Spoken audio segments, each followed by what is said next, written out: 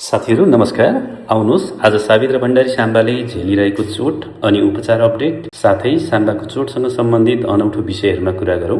नेपाली महिला football टिमकी goal machine Savitr Bhandari Samba यति बेला आफ्नो करियरको सबैभन्दा कठिन खेल खेलिरहेकी छिन्, जुन खेल मैदानमा होइन अस्पतालको बेड र रिह्याब सेन्टरमा हो।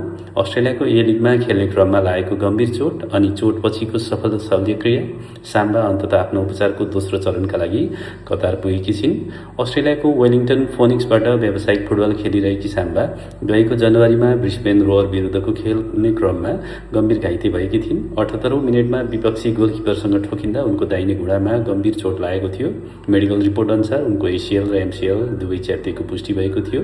विगतका केही महिना साम्बाको लागि निकै चुनौतीपूर्ण रहे, जसले गर्दा उपचार पनि केही ढिलासुस्ती हुन गयो।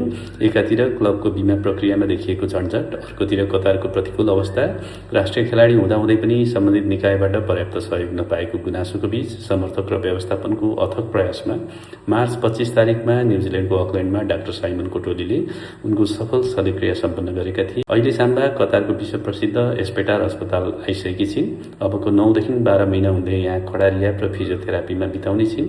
यसको प्रत्यक्ष असर नेपाली फुटबलमा पनि देखा पर्ने भइसकेको छ, किनभने साम्बाले यसै वर्ष हुने साफ महिला च्याम्पियनसिप 2026 गुमाउने पक्का भइसकेको छ भने उनको क्लब वेलिङटन फोनिक्सका यस सिजनका बाँकी खेलहरू पनि गुमाउने छिन्। साथीहरू एकपटक सम्झनु त, धेरैको लागि यस्तो चोट करियरको बाधक बन्न सक्छ, जुन महिला खेलाडीलाई त झनै दमदार कमब्याक गर्न त असम्भव जस्तै नै देखिन्छ।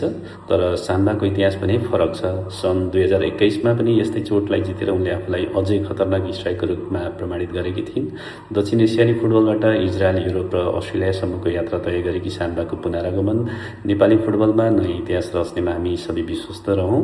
साथीहरू, तपाईँहरूलाई के लाग्छ? सन् 2021को चोटपछि जसरी साम्बाले अझै शक्तिशाली भएर पुनरागमन गरेकी थिइन्, के यसपटकको पुनरागमन त्योभन्दा पनि दमदार ऐतिहासिक होला?